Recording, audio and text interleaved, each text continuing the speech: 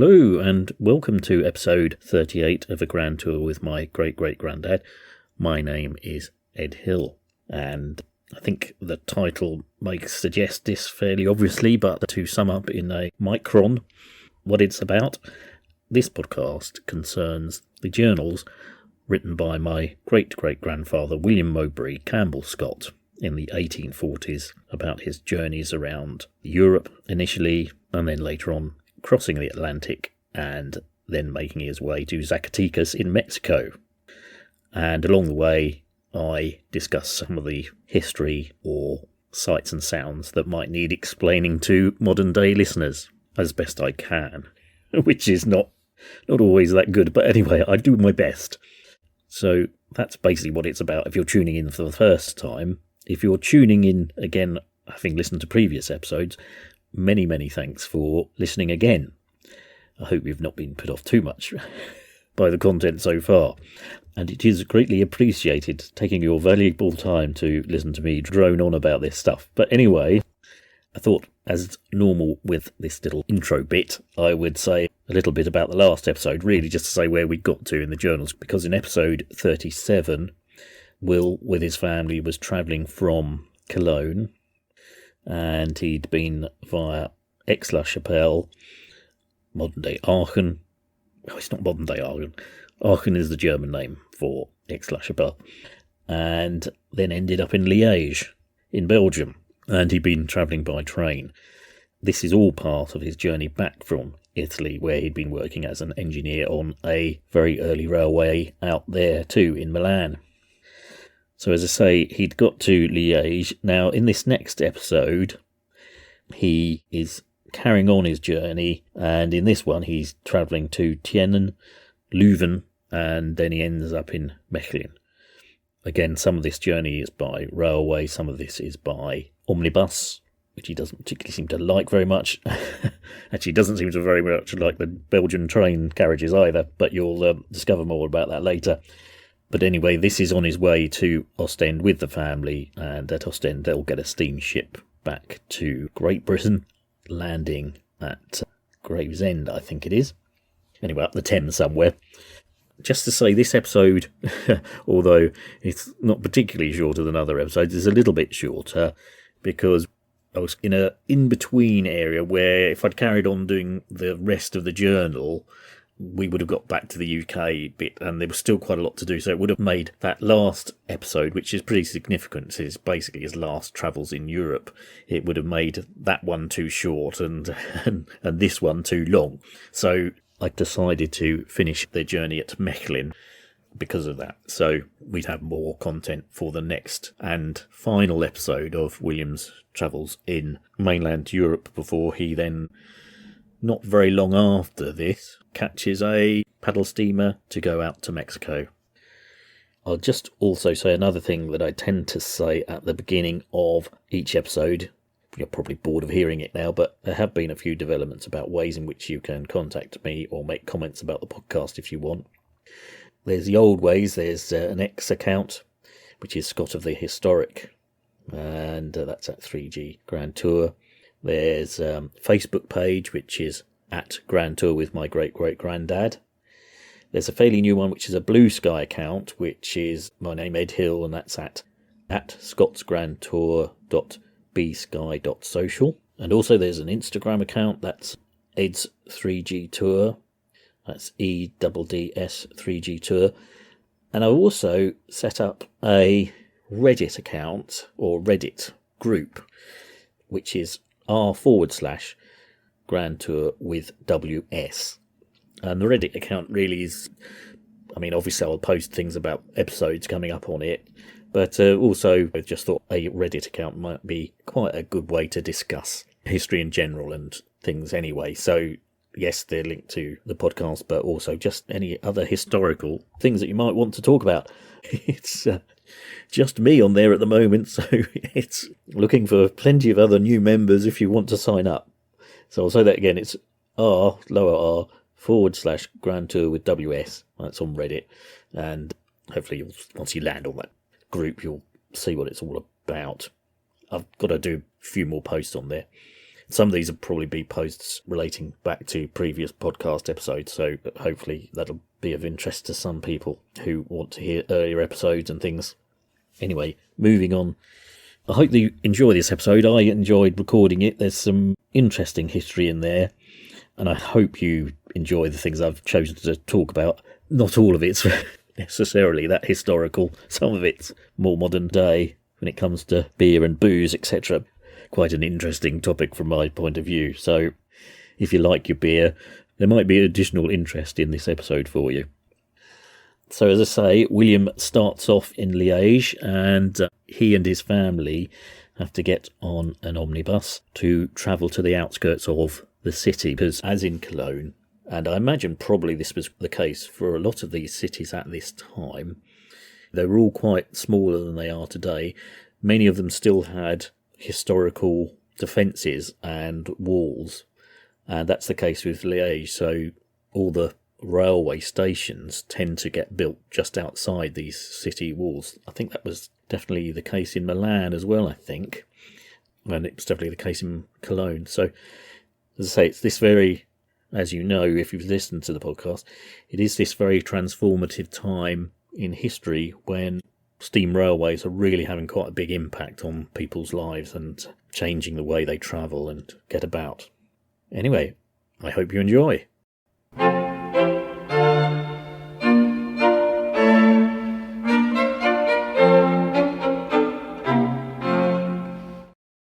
The river Meuse, which flows through Liege, has its source in the French department of the Marne and falls into the German Ocean a little below the city of Rotterdam.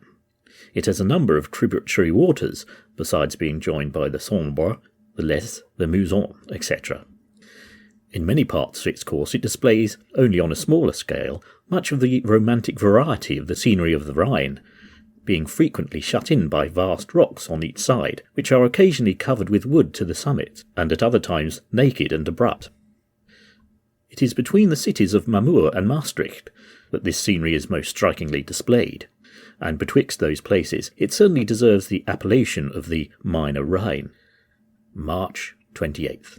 Left the Hotel Pomme Alette at 7 on this morning by omnibus for the railroad station, it being like that at Cologne outside of the city. The railroad both here and at Aix-la-Chapelle running along the heights that command both these cities.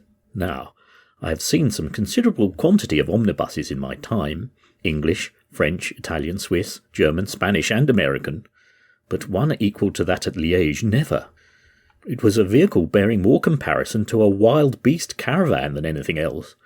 It carried 20 passengers inside, and I don't know how many more on the roof, to which you ascended by a ladder fixed to the side, and some tons of luggage. It was drawn up by 4 horses of the pure Flemish breed, like the great horses in London, and of course they went no faster than a walk.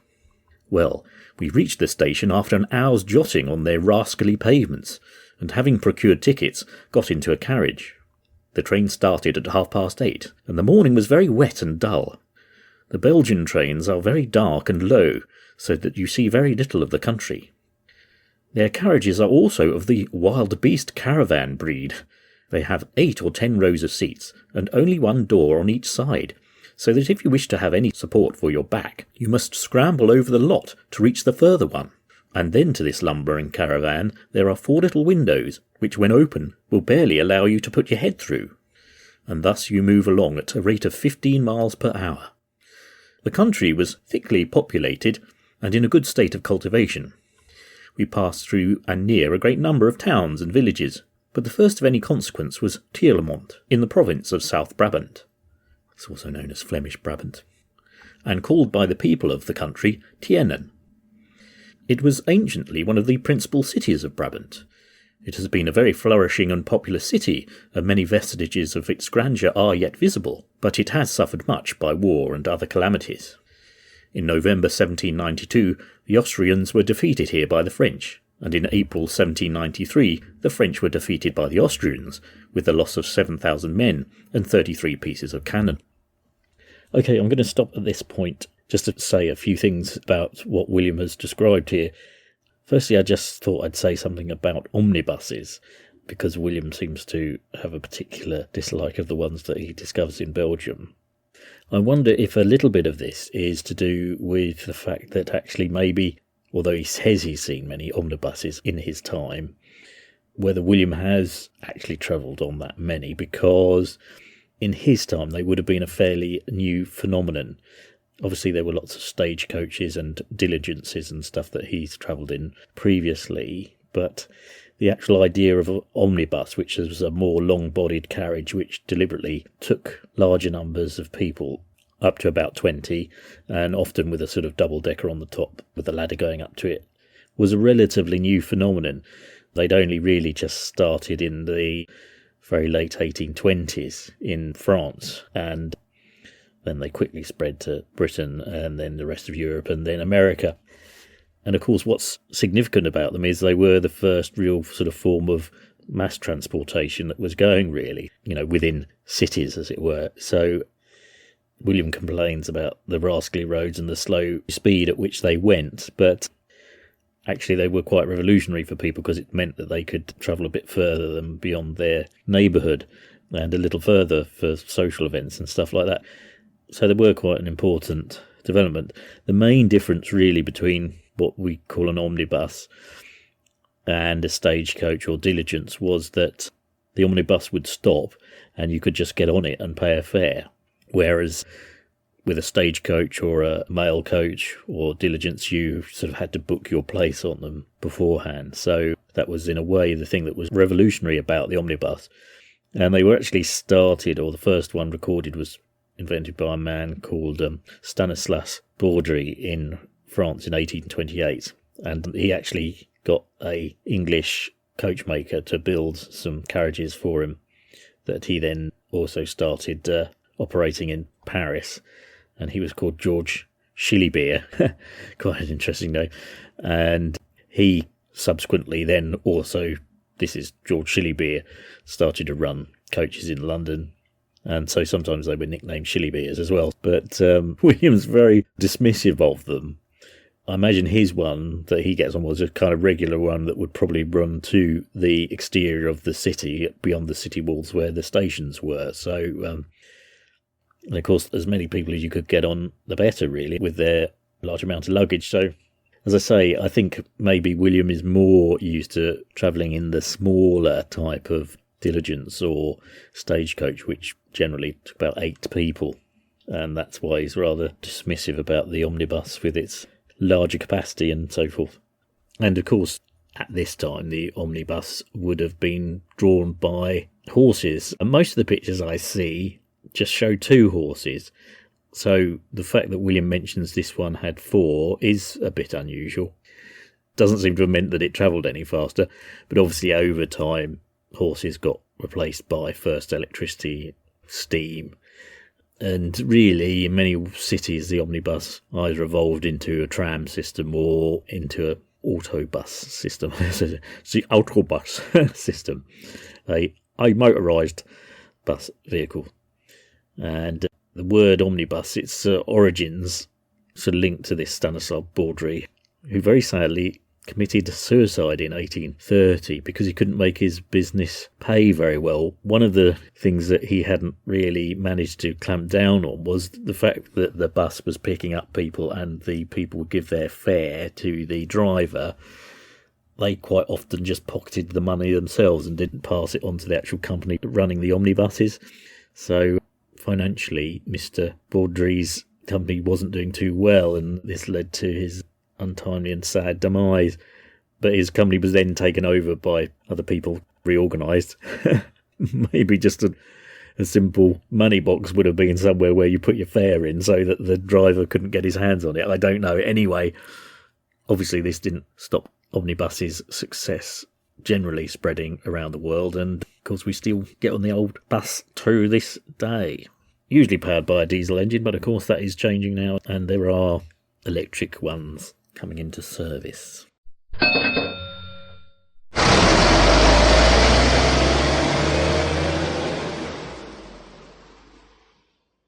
Now, he also complains in this section about the carriages on the Belgian railways being a bit dark, dingy, and also laid out in a way in which the seating is not very accessible because there's only one door in the carriages.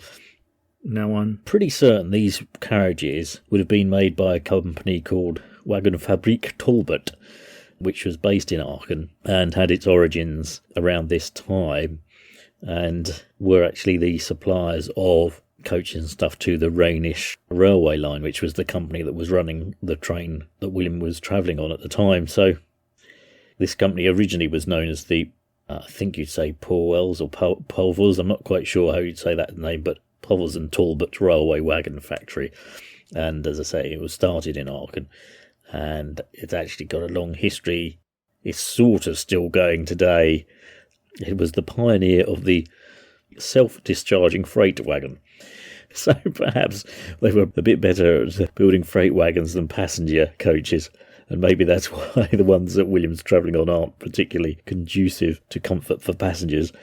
That's always complaining about the state of them. But the company kept going down the years. It was then eventually taken over or bought up by a Canadian company called Bombardier, who I sort of actually know about a little bit about myself anyway, because they also are well known for making jet planes. So I write about them in my everyday work. They mainly make business jets these days. But they're a sort of multinational company that have got a lot of interest in, generally, you would say, transportation technology. And in fact, the railway bit is now called Bombardier Talbot, or one of them is anyway. So there's this link to this original German company that would have made the uncomfortable carriages that William's travelling on. The last bit I wanted to say just quickly about this city they end up in at this point is Tilleumont, or Tienen, as the locals call it. I think I've got the pronunciation there when I read it, but it's Tilleumont. The only reason I mention this, sure, Tilleumont is very interesting in its own right. I'm sure there's lots of things you can look up about it. William doesn't talk about it a lot, but Belgium's oldest railway station is at Tilleumont, and that was built in 1841, and I suspect that would have been the station that William would have stopped at in his travels. I'm not quite sure it's on the same line, but I think it is. So I think that he gets to Tienen, and that station is still in operation today. It was built in 1841, so he would have been there about 1842, just about a year after it would have been opened. So, I just thought I'd mention that, I suppose, if you wanted to follow in his footsteps.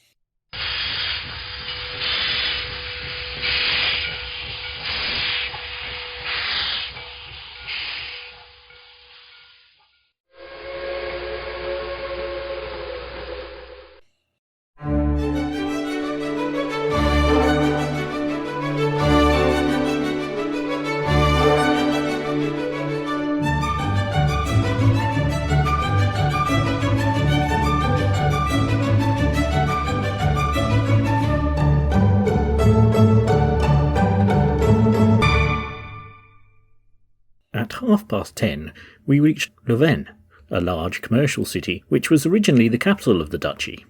Its walls are nearly 7 miles in circumference, but like most of the old Flemish cities, a considerable portion of this area is occupied with gardens and vineyards.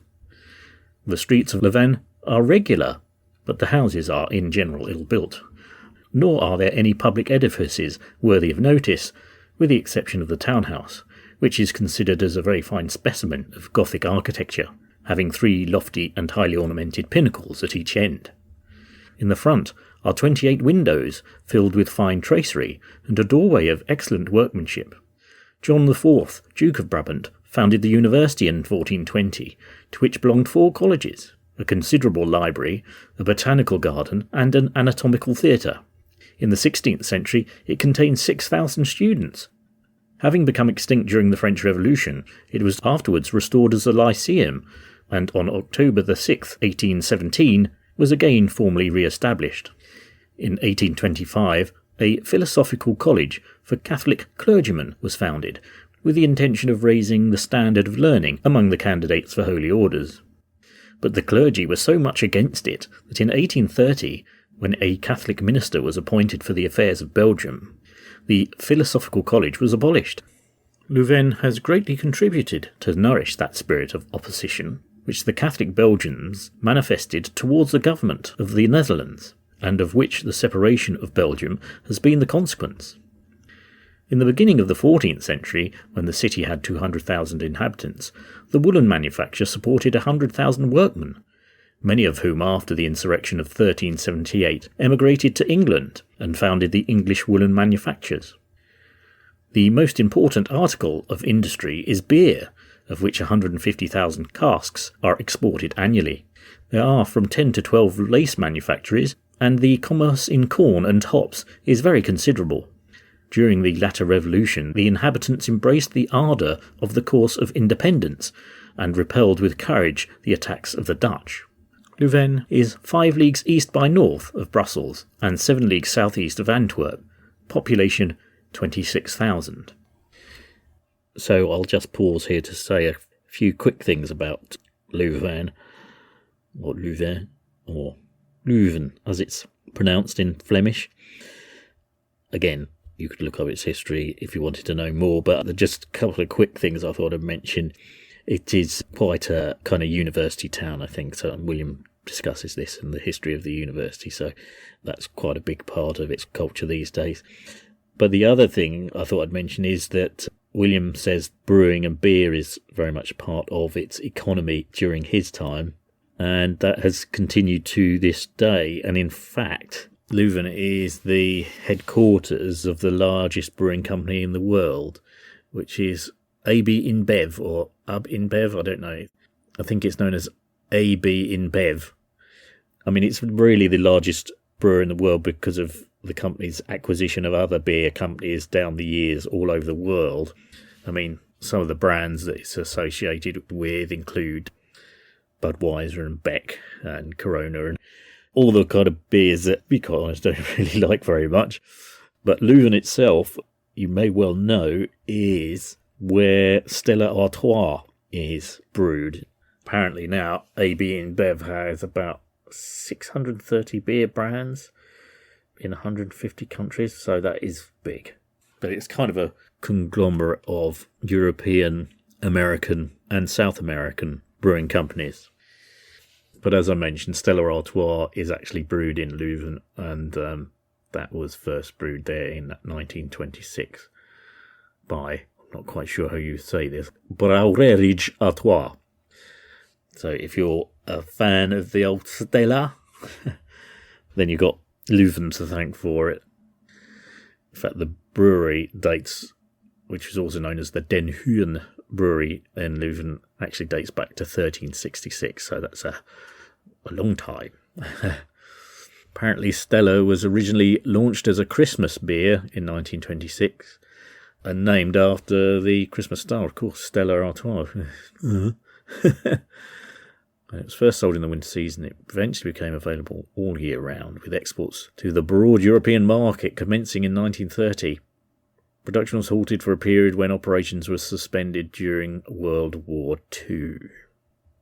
By 1960, about 400 million litres of Stella Artois were being produced annually, and Whitbread secured the licence to brew Stella Artois under contract in the United Kingdom in 1976. Apparently, in the UK originally, Stella was sold under the slogan, "Stella's for the fellas who take their lager strong." In one advertisement, the images showed a Stella monogrammed half-pint glass with a muscular glass arm for a handle. In the other, a glass sitting beside a torn-in-half telephone directory.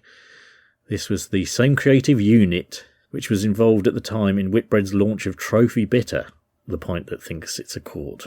I haven't seen Trophy Bitter for years. I don't think you can get that anymore. Yes, I do remember this one. It's reassuringly expensive was another slogan in which it was sold under, and that was in the 80s and 90s. That was that whole era when they were kind of aping films like Jean de Florette in the actual advertising. The brand makes extensive use of the French language in its advertising campaigns, even though the beer brand originates from the monolingual Dutch-speaking city of Leuven.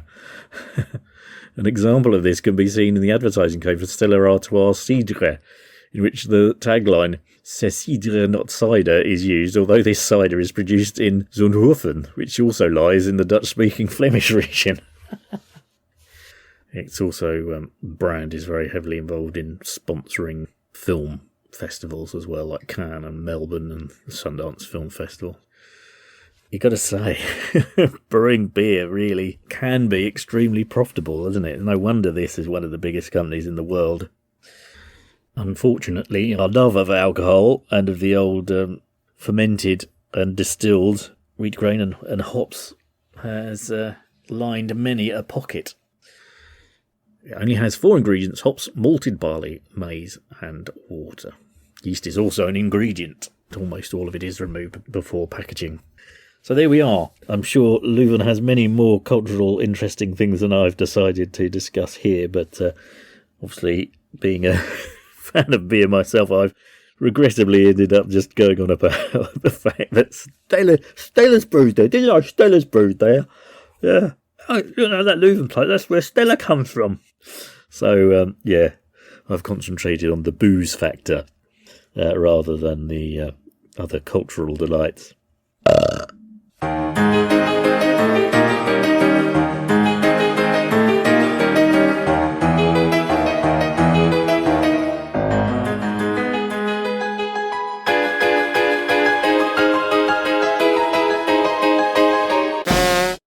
The next place we reached was Mechelen, or Malines. That's the French pronunciation. The centre where all the lines of the railway meet. It is also the central depot, whence the trains to all parts of the kingdom start, and to which they are all directed, the passengers being there transferred to other trains for the points of their destination. Some inconvenience indeed arises from this centralisation of the traffic in one town, but the greater convenience it presents to the management, I suppose, induces the government to disregard the annoyance to the passengers of being taken out of their direct course. We had to stop here some time till the trains were rearranged, but there being an excellent hotel and cafe on the premises, it enabled us to obtain refreshment. The city of Mechelen is situated on the Ruppel, a river formed by the union of the Dial and the Deurne, it's also known as the Liege and Net, and which, after receiving the 2 branches of the Nieve, or Nether, flows into the Scheldt, south of Antwerp. The river running through the city divides into 2 parts. The streets are wide, the houses generally spacious, but singularly grotesque in outward appearance, and painted with some lively colours, which being frequently renewed give them a cheerful aspect. In the year of 1546 a dreadful accident befell the city. The magazine containing 2,000 quintals of gunpowder, that's upwards of £200,000 English, was struck by lightning and blew up with a tremendous explosion that was distinctly heard at Brussels and Antwerp, where its effects were attributed to an earthquake. 300 houses were destroyed, several hundred persons killed, and 600 wounded. In the year 1580 it again suffered by a fire, being seized by a party of English and Flemings under the command of Sir John Morris, who, after having burned the suburbs, forced his way into the city, pillaged it, and then set it on fire in many places. It afterwards suffered, in common with most others in Belgium, from the cruelties of the Spaniards during the memorable war carried on by the Netherlands against Philip II, and its sufferings at that time are still more affecting, but less merited than most of the others. When the town was invested by the detestable and sanguinary tyrant the Duke of Alva, the garrison determined to defend it to the utmost, but on their resolution being made public, it was found that the great body of the inhabitants, consisting chiefly of Catholics, was by no means inclined to second their efforts. They therefore prudently resolved to evacuate the place, rather than undertake a defence, which must be attended by much bloodshed, and probably would have been ineffective. On quitting the town, deputies were forthwith departed to the camp of the besiegers, to inform their commander of the change of sentiment that had taken place respecting him. But before they could communicate the purpose of their mission, the Spanish soldiers, observing at the ramparts unguarded, and no symptom of opposition exhibited, determined on an assault, which they immediately effected, partly by scaling the rampart, partly by forcing a passage through the gates. And while the unsuspecting citizens, wholly unprepared for resistance, stood gazing in stupid amazement at this unexpected procedure, the soldiers spread through the town, and commenced an indiscriminate pillage and slaughter, without regard to age, sex, or rank, entering the churches and carrying off their contents, as well as those of the private citizens. The Duke of Alva, in conformity to his general character, so far from restraining this unprovoked barbarity, published a manifesto to justify the conduct of his troops upon the occasion. This city, after having undergone a similar change of masters, as all the others in the Netherlands during the wars of the French Revolution, has been selected as one of the strong positions on the confines of France for a barrier to check the progress of any future invasion from that country. To effect this object, such additions have been made to its former fortifications, which of themselves were respectable, as to render it, in the opinion of competent judges, one of the strongest and best fortified places in Europe.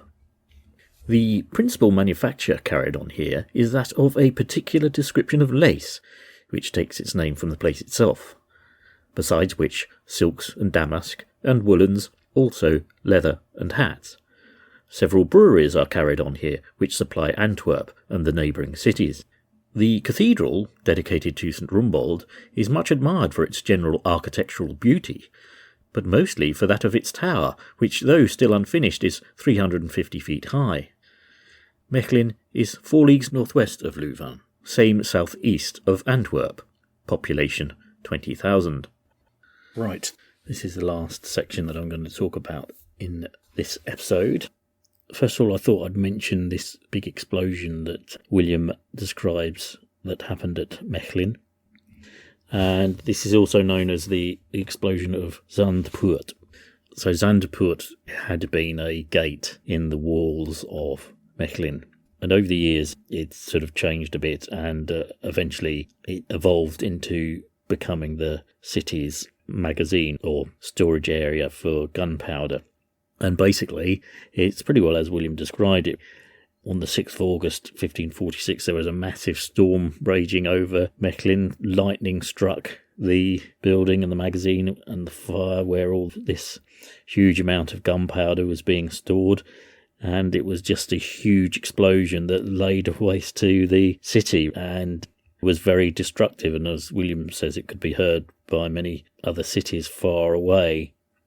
You know, some people thought it was a kind of punishment from God or whatever. Apparently in the museum in Mechelen, there's a stone that was thrown like hundreds of metres away in the blast.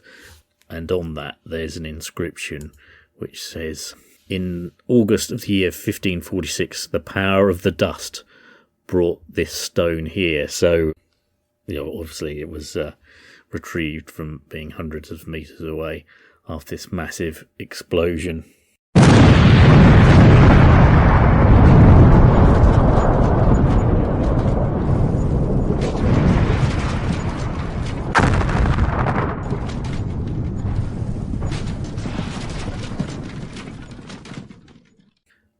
Now, the next thing I thought I'd mention is this English fury of 1580 that William mentions, and he mentions this character, John Norris. I mean, this is all really very complicated history regarding what was called the 80 Years' War. So it's really, really quite hard for me to summarise it. But I shall endeavour to very, very simplistically explain something that is really very complicated and has lots of elements and factors to it. But basically, the 80 Years' War, at this time, this whole area of Belgium, Brussels, the Netherlands, large parts of it were under the rule of the Spanish. They were part of the Habsburg Empire of Spain. And so the 80 Years' War essentially was the Dutch revolution against their Spanish rulers. And it was not only a territorial war, but it was also really a religious war, Catholicism against Protestantism. But the English fury at Mechelen basically was this John Norris character who was actually a friend of Elizabeth I, and his father had actually been beheaded because he had supposedly been an adulterer of Anne Boleyn. But anyway, John Norris, who became very famous in England as a great military leader and soldier, and if you look up his history, you can see he went all over Europe and a bit beyond, involved in wars of this Elizabethan, Tudor/Elizabethan age. Anyway, he was a very successful soldier in Elizabeth's army, but basically at this time he was sent to this part of the lowlands to assist with the war that was going on there and to help the Calvinist armies or Protestant armies to capture Mechelen, or Mechelen as it's known in French. I'm probably saying that wrong anyway. We'll just call it Mechelen. Mechelen.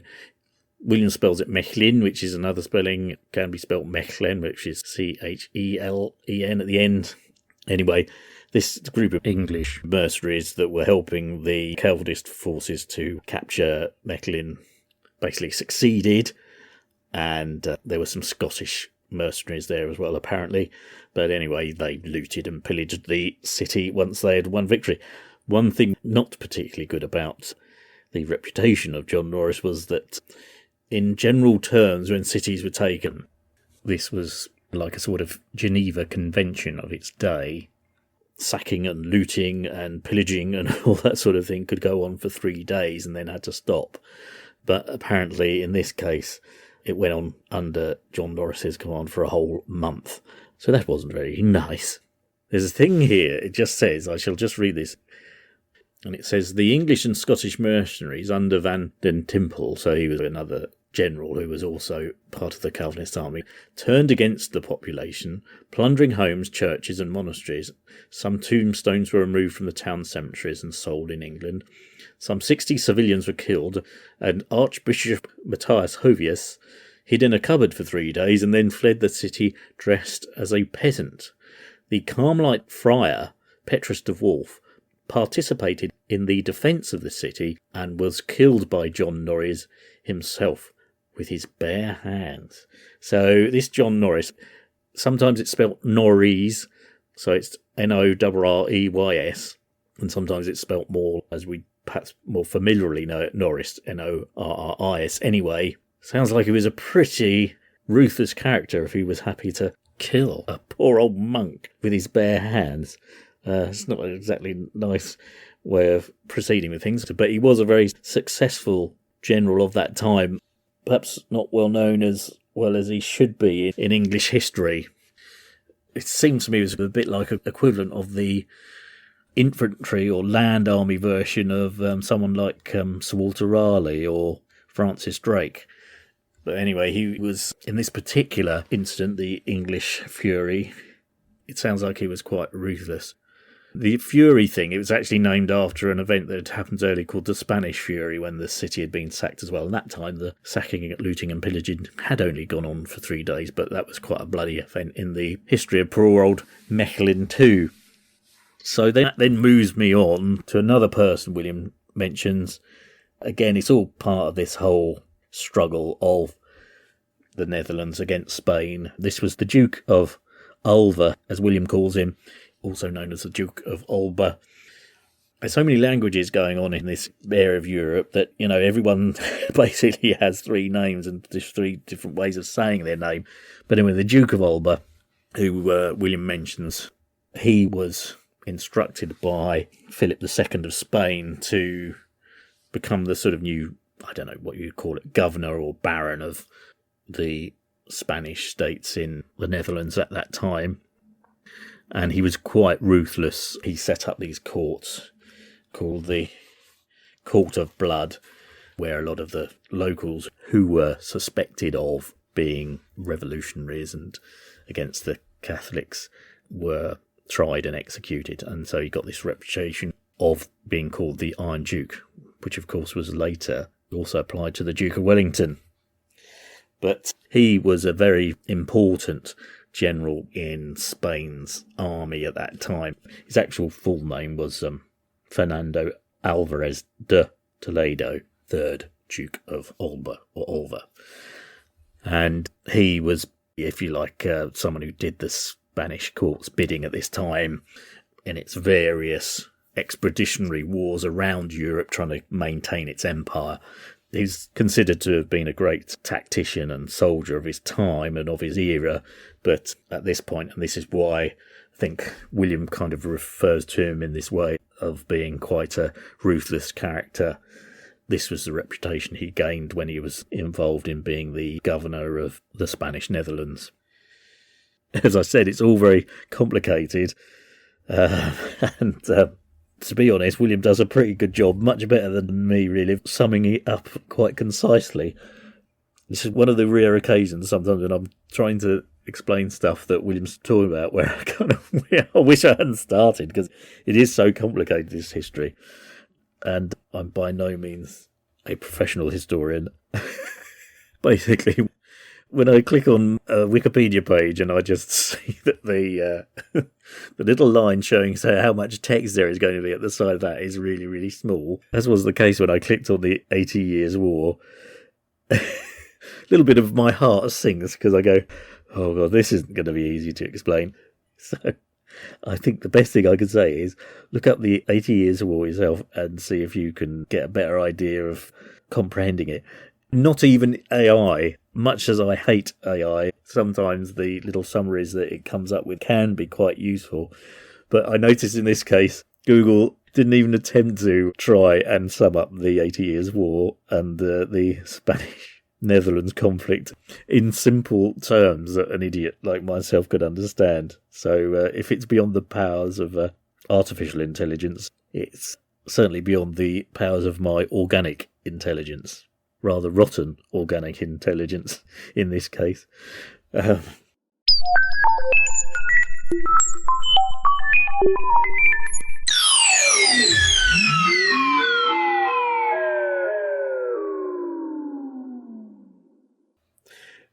the last thing I'm going to talk about, and this is much simpler, I'm better on buildings than I am on Protestant Catholic history and its repercussions for Europe in the 15 and 1600s, is St Rumbold's Cathedral that's in Mechelen. And really, the main thing about it is, because William mentions this, is the height of the bell tower being, I think he says it's 300 and something. I'll have to see I can't remember what it is. Anyway, it's actually 97.2 metres high, so it's very high. But it does have this rather odd appearance because it is basically flat at the top because they didn't finish it, as William mentions. So it's still very high, but it's got this rather truncated top part of it. And basically they stopped building it and ran out of money.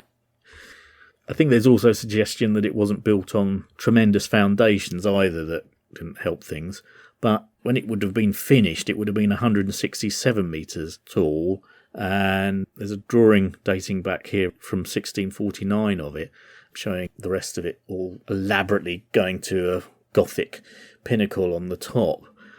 But I would say they ended up only building it about 2/3 of the way. I mean, it's still impressive. In fact, there's a nice picture here, I suppose it's a drone or something at this stage, a picture of people at the top of it. And there's a kind of glass surround area where you can view the rest of the city from it. But it does have this rather coarse, I would describe it as, collection of masonry stones that have been put together just to kind of cap it off at the top. So it's rather crude looking at the top there. It says that St Rumbold's should have been topped by a 77-metre spire, but only 7 metres of this were built, hence the unusual shape. In 2005, after engineers had figured out the support capacity of the ground and tower, there was talk of completing the entire spire from the original drawings. The flat-topped silhouette of the cathedral's tower is easily recognisable and dominates the surroundings. For centuries it held the city documents, served as a watchtower, and could sound the fire alarm. Despite its characteristic incompleteness, this World Heritage Monument is 97.28 metres high, and its 514 steps are mounted by thousands of tourists every year, following in the footsteps of Louis XV, Napoleon and King Albert I. So obviously Napoleon had a gander from the top of the tower too.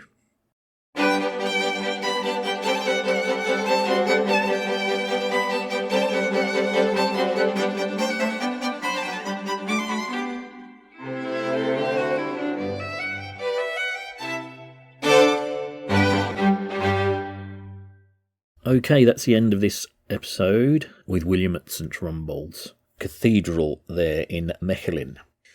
Now, as I mentioned in the beginning of this podcast, William and his family are now very, very close to getting back to the UK. There's just a few more towns and cities to go through, and then they get to Ostend and catch the paddle steamer back. I hope you've enjoyed this episode. I thought there were some quite interesting things in there, like the explosion at Mechelen. There's actually quite a good picture of that I will post on the various websites and things, which is fairly contemporary to it happening. Obviously, in those days, people had to get out the old pen and paper or oil paints and capture the scene, rather than, as we can now, just take our phones out of our pocket and do a quick snap. This is completely by the by, but incidentally, I found an old film camera the other day, an old SLR one, which I have a lot of affection for because it's how I first started getting into photography, and I thought I'd buy a 35mm film, which I have done, and have started taking a few photos with it, but my word, do you realise how restrictive it was in those days when you only had a film roll of about 24 snaps, or if you got a bigger one, 36, but these days we just get so used to snapping away totally without fear at all of the implications of what it might be in terms of cost or just using up what you've got available. That's been really noticeable for me. Also, I'm hoping to arrange some special episodes with various people being interviewed about the journals in the next few weeks / months. So that's going to be something to look forward to as well. I won't say too much about it because it's early days in arranging them, and hopefully they will come off. But as I mentioned before, there's all those ways that you can contact me through Twitter, Blue Sky, Reddit, Facebook, Mastodon, there's Instagram. There's lots of ways that you can contact me if you wish to do so.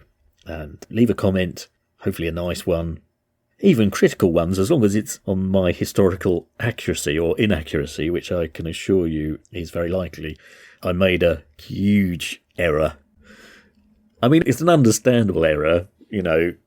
I was mixing up the William of Orange, who subsequently became the King of England in the 17th century, with a much earlier William of Orange. So I led myself down a very inaccurate historical garden path there. So luckily I realised before I made a fool of myself that I was confusing the two.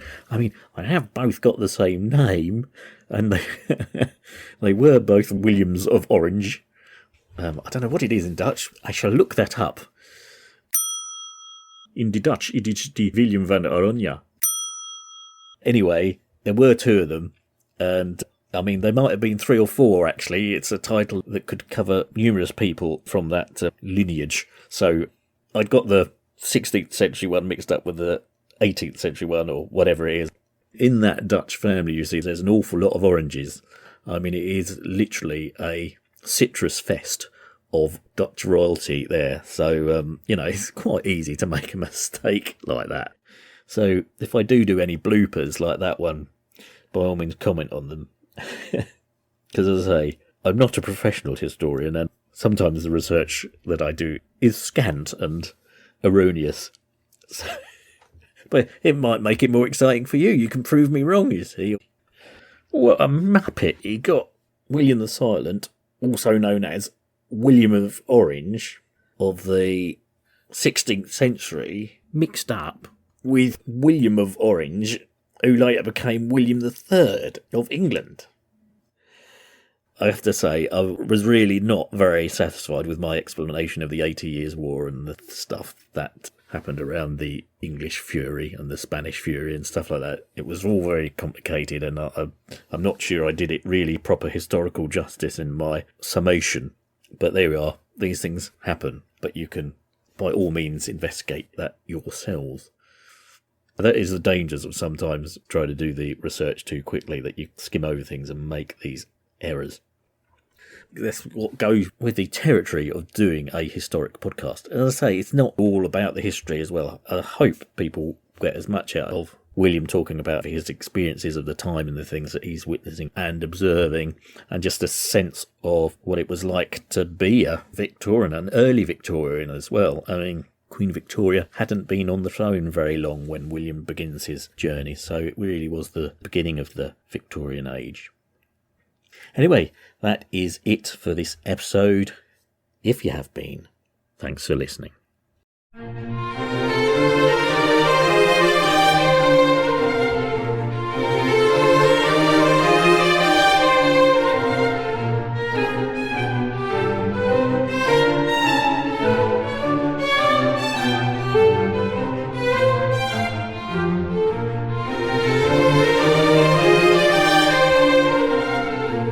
Bye.